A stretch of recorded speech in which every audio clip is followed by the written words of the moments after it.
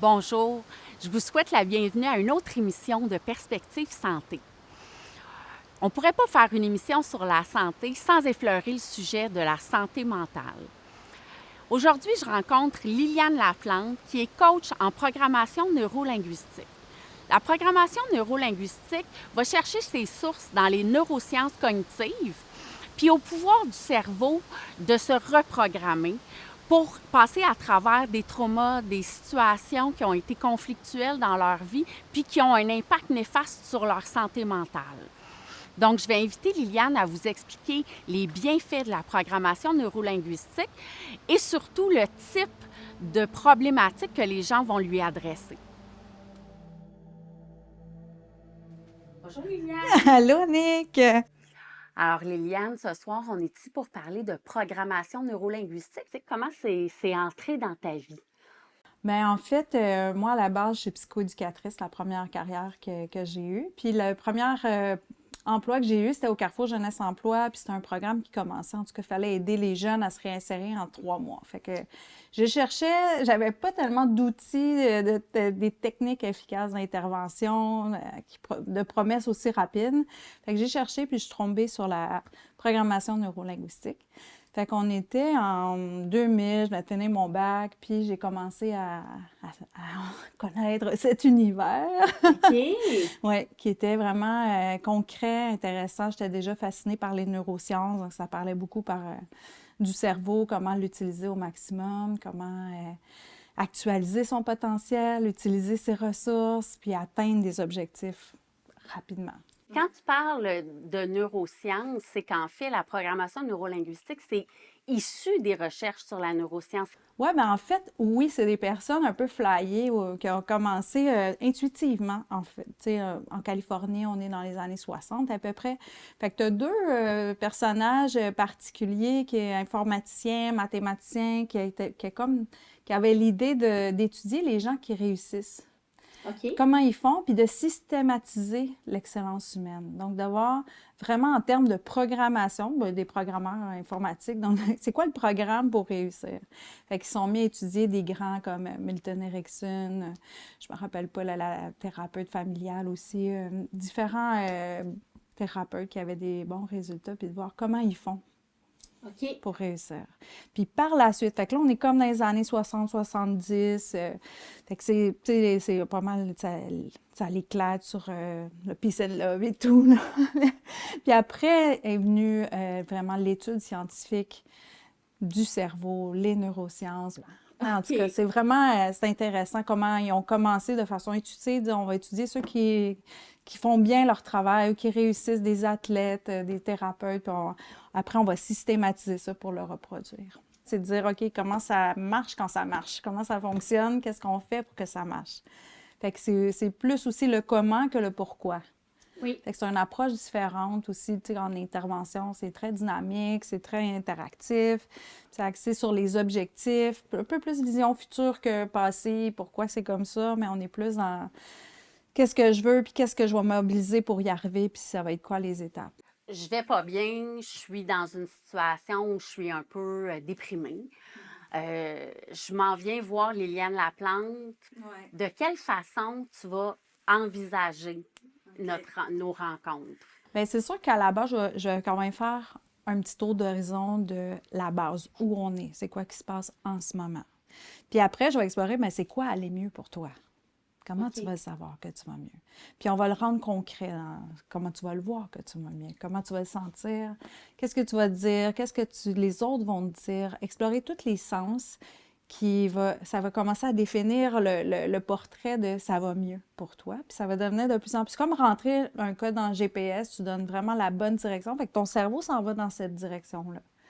Parce que souvent, on est focus sur pourquoi ça va mal, mais lui, le cerveau, il est fait pour chercher des solutions, là. Puis dans le fond, il dit pourquoi ça va mal, bien là, il va te chercher pourquoi ça va mal.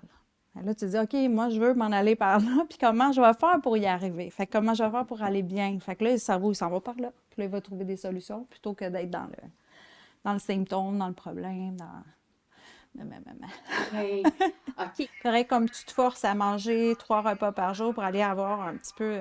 Comme on dit, en mettre de l'essence dans la voiture, là, tu sais, il faut mettre du gaz pour si on veut rouler avec, là. Puis, vu que j'ai jamais faim, j'ai pas l'impression... Bien, premièrement, j'y pense pas. Puis, j'ai pas l'impression que ça a un lien avec mon énergie, tu sais. Fait que là, je vais me reprendre un café, mais... C'est de la fausse énergie, le café aussi, hein? Tu sais, à la... Exact. On travaille plusieurs objectifs à la fois. Comment? Ben, en fait, tu sais, on appelle ça le chunking là, en PNL, c'est-à-dire, on va partir avec qu'est-ce que tu me dis, puis là, je vais voir à peu près le niveau à laquelle se situe ce que tu me dis. Fait que, tu abstrait, puis là, on a besoin de préciser, ou c'est comme trop précis, puis on a besoin d'élargir un peu. Fait qu'on va, si tu veux, calibrer ton objectif, puis le rendre après ça, on va l'attacher à pourquoi c'est important pour toi. Le grand pourquoi. Le grand pourquoi. Oui. Puis là, ça donne du sens à l'objectif. Des fois, ça l'ajuste aussi. Puis après, le comment, c'est pas nécessairement ça au début qu'on va s'arrêter. C'est qu'est-ce que je veux, pourquoi c'est important pour moi, comment je vais le savoir, j'ai atteint mon objectif. Puis le comment, ben ça serait quoi les étapes. Puis souvent, ben il va y avoir des choses qui vont se dessiner en cours de route aussi, de l'atteinte de l'objectif. Puis souvent, juste le fait d'avoir un objectif, là, tu sais, je rencontre les gens, bien, déjà, le rendez-vous suivant, ils disent « Ah, c'est drôle, il s'est passé ci, il s'est passé ça, il s'est passé ci. » Juste le fait comme d'enligner, vraiment, c'est vraiment comme je le compare au GPS, là. Tu rentres une direction, puis... Fait que c'est comme d'être le plus précis possible pour que le cerveau, lui, il veut juste... C'est juste ça qu'il veut, lui, c'est aller dans des directions pour atteindre les objectifs.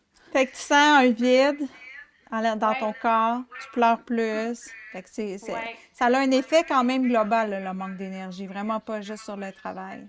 Ah non, non, effectivement, effectivement. OK. As-tu le goût d'essayer quelque chose avec moi, Annick? Oui. OK. Je vais t'inviter, si tu peux, à te lever debout, changer un peu ta position. Oui. C'est bon? Puis, là, tu vas te mettre dans la position où tu as de l'énergie, on va dire, tu vas grimper ça à 8 sur 10, OK, dans ton corps. Fais comme, là, tu es à 5, là, on la monte à 6. Fais comme si tu es capable de la monter à 7, à 8. On va arrêter à 8, puis tu me dis, ça a l'air de quoi à 8? Je me sens forte, prête à affronter, plus sûre de moi, plus de confiance. OK.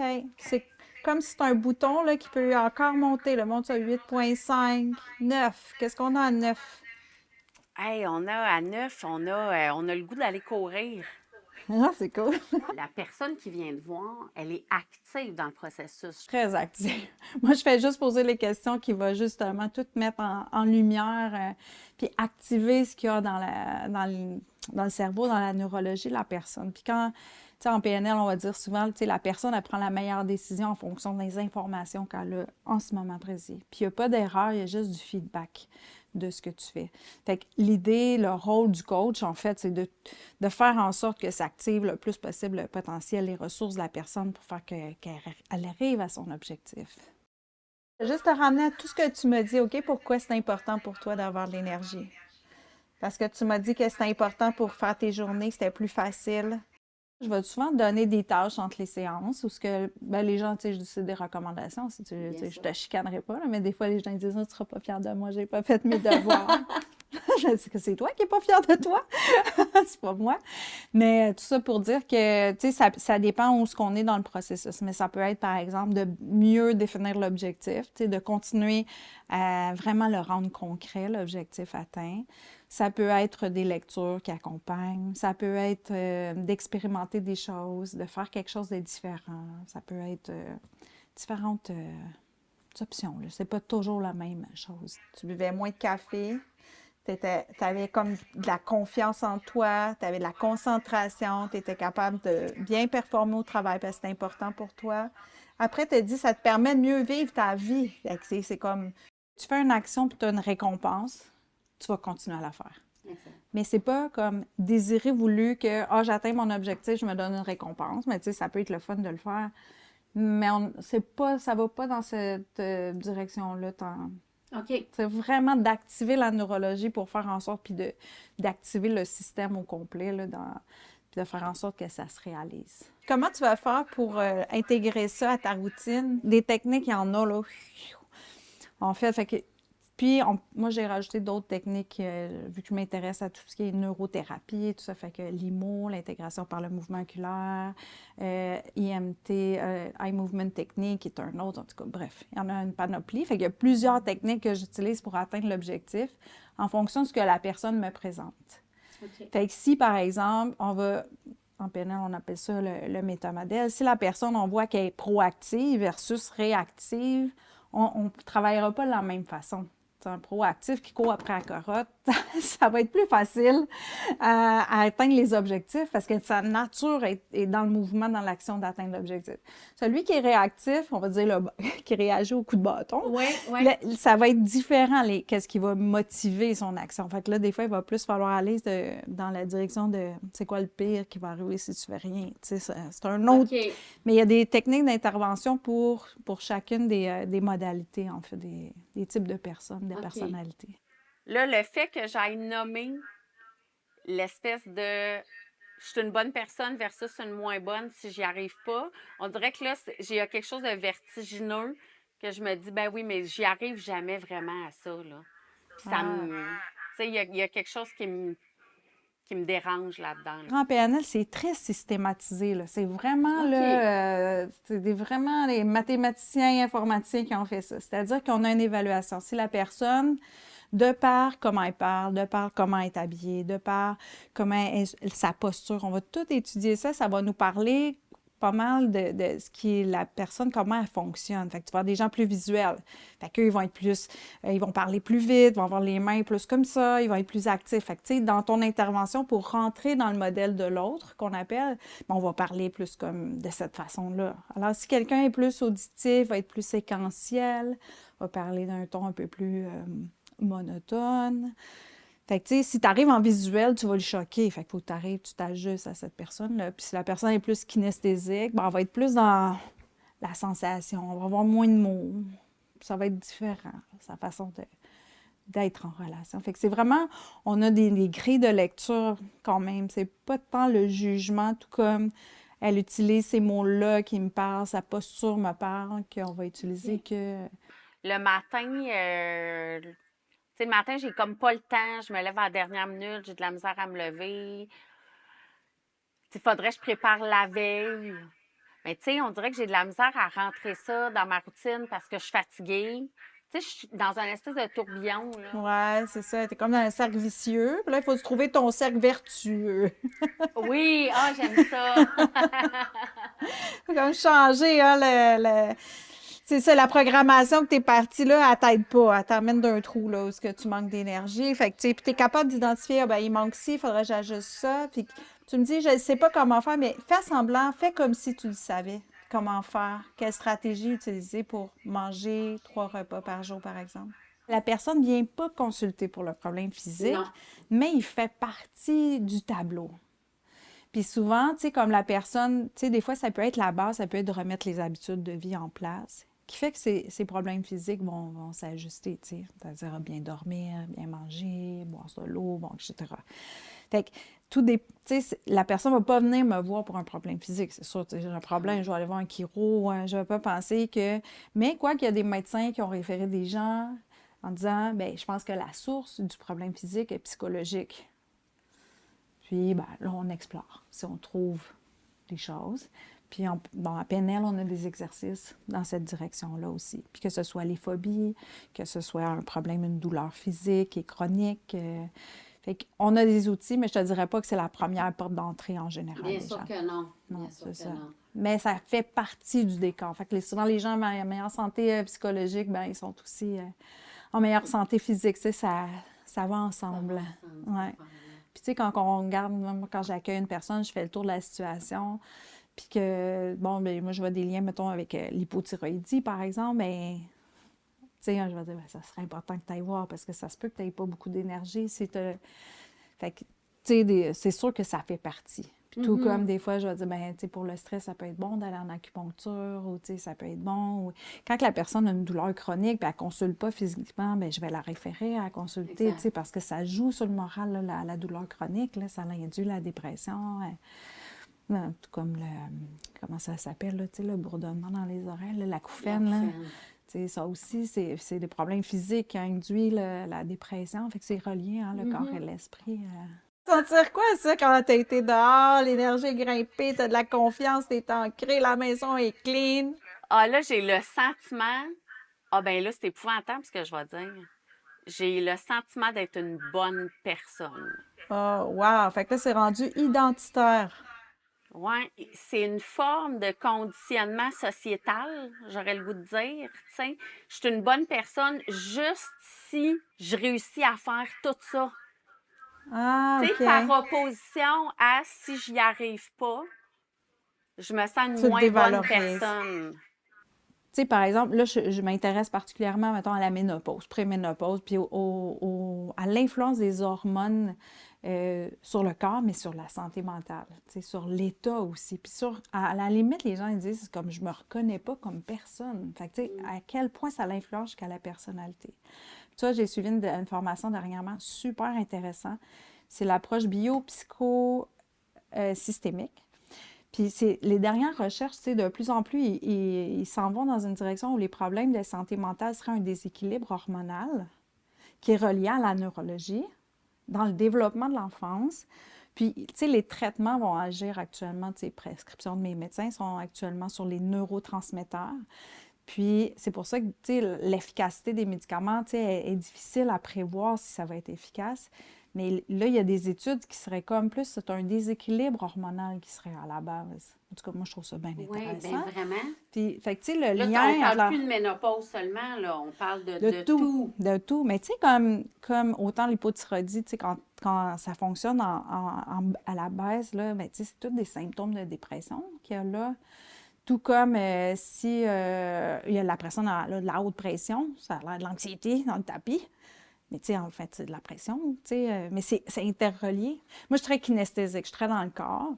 Fait que pour moi, de faire le lien, quand je fais le travail, il y a peut-être comme ma petite touche perso. Tu sais, je vais souvent dire, OK, puis dans ton corps, c'est quoi qui se passe en ce moment? De faire le lien. Parce qu'on a souvent beaucoup dans notre tête, tu sais, puis de dire, OK, puis dans ton corps, ça ressemble à quoi?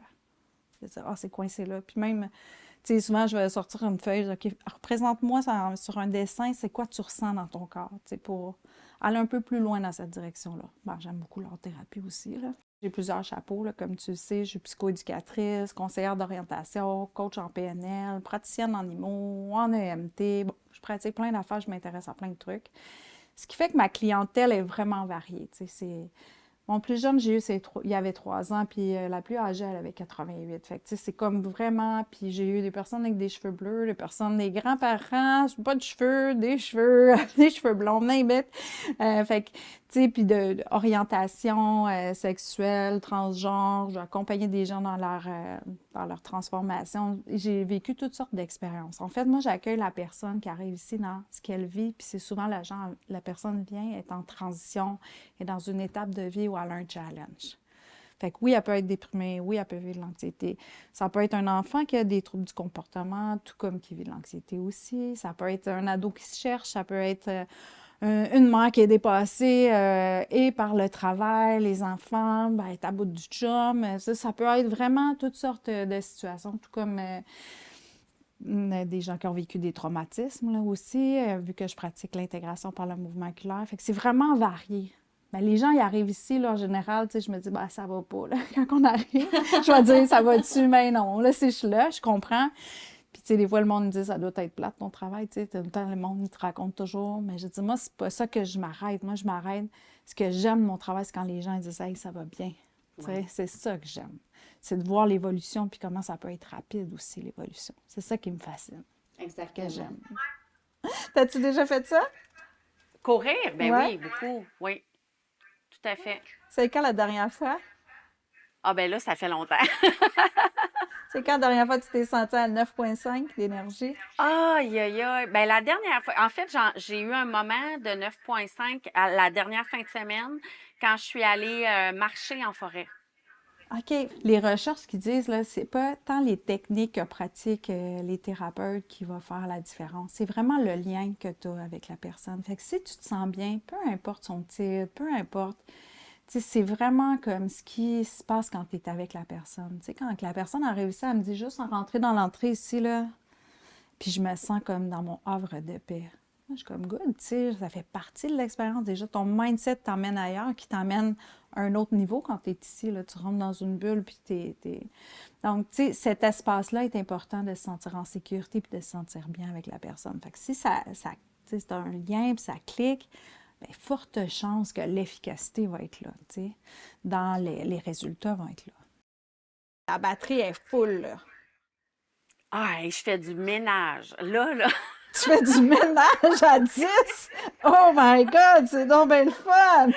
Parce que c'est toujours la dernière affaire que je fais du ménage. Ah oui! Toujours l'affaire que je me dis, oh non, je suis trop fatiguée. Oh non, je vais aller marcher. Oh non, je vais, tu sais. Ma façon de fonctionner, là, je dis souvent un objectif du 4 à 6 rencontres. OK. Fait que, tu sais, mais on va faire l'objectif, ça soit concret, puis qu'on atteigne des résultats de 4 à 6. Puis après, tu évalues si tu veux un autre objectif. Fait que moi, ma façon de fonctionner, c'est comme ça. Tu sais, les recherches qui disent c'est comme les changements opèrent à partir de 5, et puis à partir de 10 rencontres, c'est là que c'est comme plus durable. Fait que, tu sais, ça, c'est les recherches qui disent ça. Moi, ma façon de fonctionner, c'est comme ça. Puis en général, tu sais, on atteint des objectifs. Je te dis pas quelqu'un qui part d'une dépression profonde, 4 à 6, là, tu sais, c'est sûr. Non. C'est un objectif, tu sais, pour un step, baby step. Je me sens plus solide. Je sens que je tiens bien sur terre. C'est drôle, hein? Je me sens ancrée. Oui. Je me sens forte. La majorité de ma clientèle, c'est des femmes. Donc, quarantaine, qui arrivent, ils ont des enfants, c'est ça, ils vivent différents challenges, le travail, bon, etc. Puis après qu'elles vont mieux, puis là, ben, leur enfant, mettons, aurait besoin, bien, verrais-tu mon enfant, tu sais? Pas de problème, tu sais, que ce soit pour l'orientation. Fait que souvent, ça ressemble à ça, tu sais, je fais partie de la trame de vie des gens. Fait que des fois, c'est comme, ah, t'as vu ma cousine, c'est ça, c'est ma coiffeuse qui m'a dit de venir te voir. Je suis comme, ah, ouais, c'est un peu comme ça que ça se passe. Vraiment, je m'inscris vraiment dans le coaching. C'est dans le sens où on est dans des objectifs court terme, puis c'est vraiment cadré de cette façon-là. Parfait. Ouais. Merci. Ça me fait plaisir!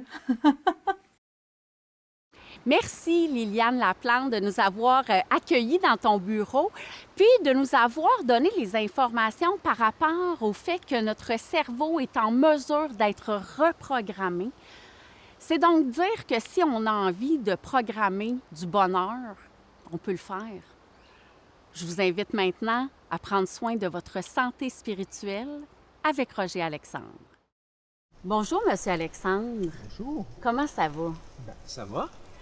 Alors, Monsieur Alexandre est peintre, mais ça fait très longtemps que vous faites de la méditation. Oui, effectivement, ça fait depuis 1972. Et le début de ma méditation correspondait à une crise d'angoisse. Pourquoi je fais de la méditation? Parce que je faisais de l'angoisse. Partie de tennis, je me retrouvais devant le foyer avec une bière, puis qu'est-ce qui arrive? Donc, il faut comme retourner le regard vers l'intérieur à ce moment-là pour essayer de régler cet état qui n'est pas viable. Moi, j'ai trouvé ça, c'était un immense cadeau que Mère Shiouli, dans le temps, offrait aux gens. Ben, les Beatles ont été initiés par beaucoup de gens aussi, ont bénéficié de ça, de ce cadeau-là, qui était de s'arrêter. Lui, c'était le mantra qui nous était donné, et à partir du mantra, on faisait l'expérience des niveaux de plus en plus subtils. OK. Et pour atteindre justement la source de la pensée, l'intelligence créatrice, l'intelligence divine, ce qui se passe en méditation, c'est qu'on a un repos 2 fois plus grand que pendant le sommeil. Donc, des dissolutions de tension. Donc, ça relativise l'anxiété, l'angoisse. Ça nous fait prendre conscience qu'il y a autre chose dans la vie que les fabrications mentales. L'arbre que l'on voit devant nous, on le voit. On fait l'unité avec l'arbre. Quel genre de mantra est-ce qu'on pourrait faire en méditation pour s'insuffler un certain bonheur pendant la méditation? Moi, j'ai mes phrases que je me dis avant de commencer la méditation comme telle, là, puissions-nous être emplis de bonté. Puissions-nous être en santé mentale, spirituelle. Puissions-nous être en paix et détendus. Puissions-nous être heureux. Heureux, le bonheur, c'est oser avancer. Donc, j'ai cette phrase-là. Et ensuite, je redéfinis notre Père d'une façon beaucoup plus active. Elle dit, je me donne aujourd'hui mon pain de ce jour. Je me donne par-dessus toutes mes erreurs, qui sont des qualités en puissance, et je ne laisse pas succomber à la tentation de penser que je ne suis pas relié à la source. Et je me délivre ainsi du mal de l'ignorance. Et ça, je trouve que c'est une belle introduction à une pratique sur le souffle, ou sur l'aide d'un mantra, ou être là. C'est sûr qu'on a plein de pensées qui arrivent, là, mais la joie, c'est justement de ne pas se culpabiliser parce qu'on fait mal, jamais juger, être tolérant. On a beau, l'hamster a beau se faire aller, on l'accepte, on revient au mantra doucement et on s'accueille tel que l'on est. Et même pendant ce temps-là, pendant que ces pensées-là viennent, entre les pensées, il y a un vide aussi. Donc, on se repose quand même. C'est pas, ben là, non, ça nous a fait du bien pareil. Alors, comment on fait? On ferme les yeux? On ferme les yeux, on respire tranquillement. On peut même épouser sa respiration. On laisse aller tout simplement.